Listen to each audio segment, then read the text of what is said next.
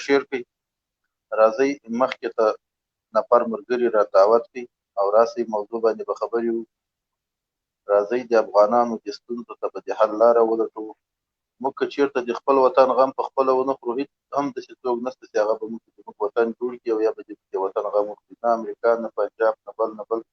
لکه څنګه چې تاسې موضوع لیکلې ده، د نن په سړه هوا کې تاسې وګورئ موږ په ګران وطن افغانستان کې هغه ماشومان، هغه تورسرې، هغه خویندې، هغه میندې، څوک چې د مجاهد په بم، څوک چې د طالب په بم، څوک چې د مجاهد په جهاد، څوک چې د نن د طالب په جهاد باندې خپل د کور هغه غړي، هغه اشخاص د لاسه ورکړي دي چې چا د هغو باندې د روزمره ژوند جوړو، روزمره ژوند به یې کوو. هغه خلک تاسې نن وګورئ چې څوک په قطر کې ناستې مزې کوي، څوک په پنجاب کې ناستې مزې کوي، څوک په ترکیه کې ناستې مزې کوي، او څوک په دې افغانستان کې ناستې دي په غټو غټو اوږدو باندې. او لا یې هم د موږ په وینو باندې زړونه ماړه شوي نه دي، لا یې هم د موږ په وینو باندې تنده ماته شوې نه ده. لا هم په دې چکر کې دي، په دې سوچ کې دي، په دې فکر کې دي چې راځي افغانان دي او شهیدان دي او راځي جهاد په افغانستان کې. هر سړی د خپل اقتدار لپاره لګیا ده، هر سړی د خپل جب د ډکولو لپاره جهاد شروع کړی. والله که نه مخکې جهاد نه نن جهاد ده. د جهاد په نوم باندې چې څومره افغانان موږ او شهیدان د لاسه ورکړل، په ورځ د قیامت په دې یوه یوه حساب د دغو بې ضمیره د دغه بې لکۍ خرو سره کېږي. چا چې د ما دا خوار ولس نن د ګدایي ته کېنولی، چا چې د ما دا خوار ولس نن دې ته مجبوره کړی ده چې په دې واوره، په دې سړه هوا کې واړه هغه ماشومان چې 5 شپږ کاله، 10 کاله، 12 کاله، 15 کاله عمر لري، څوک له خوبه نه راجګي، هماغه خویندې میندې د ډېرې مجبوریت نه، د ډېرو مشکلاتو نه چې د کور هېڅ طریقه یې نشته، څوک یې لیږي په ډېرانو کاغذونه راټولوي، څوک یې لیږي په بازارو کې خلطې خرڅوي، پلاستیکونه خرڅوي، د چا ګریوان شکېدلی، د چا پیزار شکېدلی، د چا کالي نسته، د چا کورتۍ نسته. دغه دومره ظلم، دغه دومره وحشت، اخر موږ دغه پښتانه، دغه افغانان ولې په دې باندې سر نه خلاصو؟ ولې نور موږ د دروغو جهاد ته د پای ټکی نه ږدو؟ ولې نور موږ په دې دروغو جهاد باندې ځانونه نه پوه کوو چې نن هم په افغانستان کې دغه د جهاد ټیکهداران، دغه د جهاد رهبران، دغه د جهاد په نوم باندې غلامان چې څوک د پنجاب غلام ده، څوک د ایران غلام ده، څوک د انګلیس غلام ده، نن هم هغه خلک راغلي دي او په دې وطن کې همدا تبلیغات شروع کړي دي، همدا خبرې شروع کړي دي چې ما ورس مات کړ، بل وایي ما امریکا ماته کړله، بل وایي ما ناټو ماته کړله. او باوجود د دې چې د هېڅ هم نه دي کړي، صرف افغانان یې شهیدان کړي دي، صرف د افغانستان خاوره یې اشغال کړې ده، صرف د افغانانو کورونه یې اشغال کړي دي، او صرف خپل ورور یې وژلی ده، خپله خور یې کونډه کړې، خپله مور یې کونډه کړې ده، خپل بچی یې یتیم کړی ده. اخر تر کومه به تاسې په دې دروغو باندې همدا افغانان غلطوي؟ اخر بیا زه د افغانانو ته وایم چې نور تاسې په دې لرو بر کې تاسې وګورئ، په لر کې هم پښتون د پښتون لپاره دښمن جوړ شوی، په بر کې هم پښتون د پښتون لپاره دښمن جوړ شوی. اخر لیک د دنیا نه وشرمېږئ، لیک د ولس نه، لیک د نړیوالو نه وشرمېږئ. تر کومه به موږ دا سوالونه کوو؟ تر کومه به موږ دا چندې کوو؟ تر کومه به موږ دا د دې سولې لپاره په قطر کې ناست او سوالونه به کوو؟ ګورئ دا د قطر سولې مولې نشته. دا خلک چې دي داسې د خپله په ډاګه نارې درته وایي، دا وایي چې وربند رزبند به موږ په هغه حالاتو کې کوو چې موږ د څه شي غوښتونکي او څه شي باید موږ ته راکړی شي. نو دا خلک پوه شي په دې باندې چې دا خلک خپل عهدې ته ځان رسوي، در باندې خپل جګونه در باندې ډکوي. یو وارې بیا په افغانستان باندې د یو سرنوشت سودا روانه ده. قسم درته خورم زه د هېڅ شخص مخالف نه یم او زه د هېڅ شخص پورې تړلی نه یم. زه داسې یوه خبره ته کوم، که دغه نظام او دا اردو او دا افغانستان دا ورته موږ او تاسې د لاسه ورکړه، په والله مې د قسمي چې هغه تېر جهاد او هغه تېر هجرت هغه بیا درته داسې ښکاره شي لکه د روزي اختر چې هغه د روزي اختر ته خلک څومره تکي او څومره خلک ورته وږي، لکه چې 10 ورځې روزه نیولي نو هغه ته ډېر خلک ابتدار وي. مه کوئ، د خدای لحاظ وکړئ، د قرآن لحاظ شهید کوي، خپل کور لنګ کوي، خپل کور لنګ کوي، نارې دي ورس ورکوي، وایي موږ ورس مات کړی ده، خپل دولت اشغال کوي، خپله اردو ووزنئ، خپل عسکر شهیدان کوي، بیا نارې وایي موږ د ناټو عسکرو ته ماتې ورکړې. لعنت په داسې جهاد، لعنت په داسې خلکو باندې، لعنت په داسې سوچ، په داسې فکر باندې چې دا رقم سوچ د ده سره، دا رقم فکر د ده سره. دغه خلک دلته راسي بیا هم په ډېره بې شرمۍ سره، ډېر په بدسترګۍ سره دلته ځینې اشخاص راسي په دې سټوډیوګانو کې کېني، په دې سټوډیوګانو کې خبرې کوي، وایي موږ امریکا ماته کړې ده، موږ ناټو ماته کړې ده، بل راسي موږ روس مات کړی ده. زه وایم چې دغه ولس ولې په دې شي باندې ځان نه پوه کوي؟ او ولسه دې خلکو پسې لیکنې وکړي، او ولسه دومره خو وکړئ دلته زه د ناستو خلکو ته وایم ته خدای چې تاسې د دې لایف شیر کولو کې دومره سستي کوئ نو تاسې به د وطن په ګټلو کې څه توره راته وکړئ تاسې دومره نسئ کولی دغلته اوس د دغه لایف ته 1 سل یا 200 یا 300 کسان ناست که دغه 300 کسان ځان سره 600 کسان نور رامرګري کی او دا خبره د 600 زرو کسو ته ورسېدله او دا زر کسه په هر یو مجلس کې 5 کسو ته دا خبره وکي چې پرون زه په وسیلو کې ناسم او هغه خلک راغلي او د دروغجن جهاد او د دروغجن طالب رژیم په خلاف باندې دا خبره کولې آیا دا خبره احتیاج او دیغه خلکو په دماغ او په فکر کې دا خبره وروچې زه په یقین سره درته وایم چې دا خبره په یو میاس کې په ملیونها خلکو ته ورسیږي څوک چې په پرتو دشتو کې په لورو باندو کې پراته دي هغه خلک به دې ته راویښ شي په دې باندې پوه شي چې دا خلک ورکیا وایي چې نه پیسې لن څوک ورکوي نه تنخواه څوک ورکوي د خپل مصرف د خپل جبه خپل وخت ضایع کوي خپل ټیم ضایع کوي ځانونه په زرهاوو وارې قسم درته خورم په زرهاوو وارې د ما مور الله تعالی دې وبخي د ما مور د نن نه 9 کاله 10 کاله مخکې شهیده سوې ده ګوره دا ټوله ته زه وایم خپل حق مرګ نه درنه سوی هغه ماته کنځلای کیږي هغه ماته یادولای کیږي هغه په یو ترافیکي پیښه کې خپل ژوند لاس ورکړي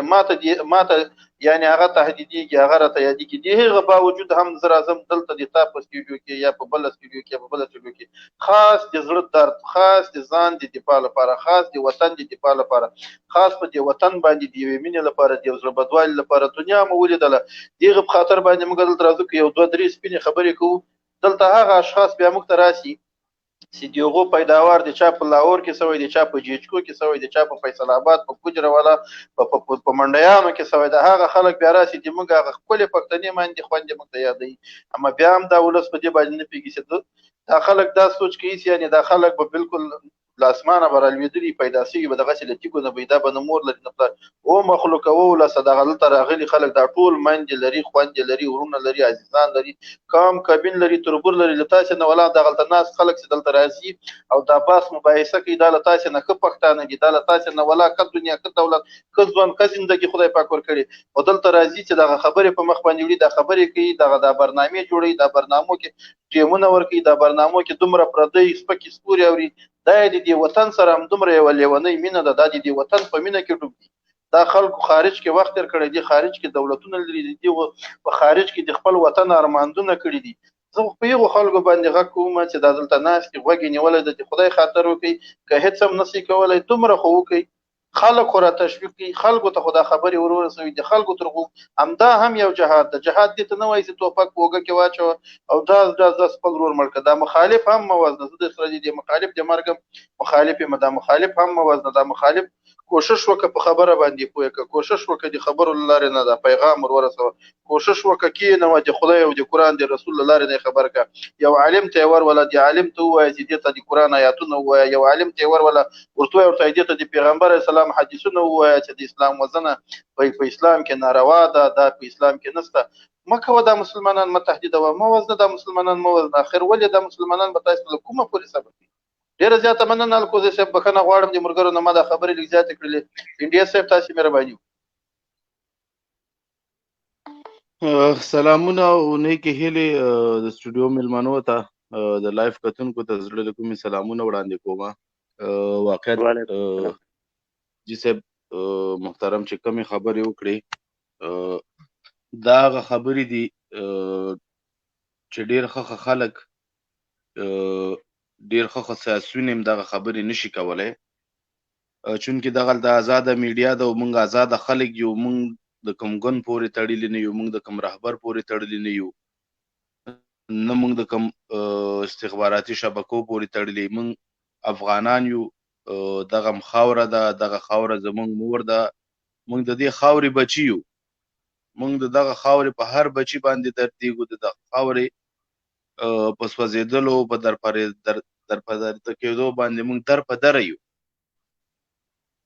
دغه زموږ وطن جوړ وی موږ او تاسو به څه کول چې د پردو وطن کې مسافري کوله د پنجاب د چټلستان د غوندې یو ملک د یو ګلخان بچی به ما تا ته سره پاسېده چې ما تا باندې به یې غږ کو ماجره یو کمسل یو ایرانی یو مردار به سره پاسېده پوه چې ما تا ته به یې ویلې چې افغان کثیف دا هر څه چې په موږ باندې شوي دي دا هغه خلکو کړي چې د دغه ملکونو جاسوسان دي، د دغه ملکونو غلامان دي او د بندگان دي. لکه طالبي الخوارج او همدغه مجاهلین دي ته زه د بندگان وایم. که دا د الله بندگان وي دي به د الله نه یېره درلودله، ولې دي د الله نه یېره نه لري. دي د دغه مردار ملکونو نه، د دغه قصابانو نه، د دغه ظالمانو نه یېره لري او د الله نه یېره نه لري. که دي د الله نه یېره درلودلی، الله پاک موږ ته په د خپل پاک کلام کې دا لیکلي دي چې د انسان وژنه بسته د ټول کائنات وژنه ده. خو دا بې شرمه خلک په دغه شي باندې نه شرمېږي. یو سړی چې خپله وطن خرڅ کړي، خپله مور خرڅه کړي، هغه کې به څه غیرت پاتې شي، هغه کې به څه پښتو پاتې شي، هغه کې به څه اسلام پاتې شي، هغه کې به څه مسلماني پاتې شي. نو دا ټول چې څومره دي دغه مور خرڅونکي او خور خرڅونکي، وطن خرڅونکي دي. حاجي صاحب دلته ډېرو ښو خبرو ته اشاره وکړه. جهاد کم جهاد نوم د عیاشۍ نه دی، جهاد نوم د شتمنیو نه دی، جهاد نوم د سهولتونو نه دی، جهاد نوم د مقاومت دی، جهاد نوم د سختیانو دی. دوی کومې سختیانې تېرې کړې، دوی څه شی وکړل. هر یو چې دلته جهاد کړی په دغه خاوره کې او دغه د جعلي جهاد یې کړی او د جهاد نوم یې ورته ورکړی دی، افغان وژنه یې کړې ده. د دغه افغان ولس په اینو باندې دې بلډینګونه جوړ کړل. که چېرته دغه اینې راټولې شوی وی، د افغانستان د خلکو دا اینې راټولې شوی وی، تاسو په الله یقین وکئ چې دا مونږ د کونړ سیند او د آمو سیند او پلانی سیند او بستانکۍ سیندونه مونږ یادوو، دغه سیندونه به د اینو نه همداسې ډکې را روانې وې. که دا اینه نه وچېدلی، دا سیندونو کې به دا اینې همداسې ښکته پورته کېدلې. دونه اینه په دغه وطن کې بهېدلې ده او بهېږي، روانه ده. د یو څو خلکو، د یو څو منافق زامنو چې د اسلام د نوم نه غلطه استفاده کوي، د اسلام نوم دغه کوي، دغه وطن یې وران کړی دی. د غازي امان الله خان هغه یو شخص و چې انګریزانو ته یې ماته ورکړه، همدغه جعلي دیوبندیزم، همدغه جعلي ملایانو چې د اسلام په نوم باندې او د مذهب په نوم باندې په دغه نومونو، په بېلابېلو نومونو باندې پاڅېدل، په غازي امان الله خان باندې تور ولګو چې دا کافر شوی دی.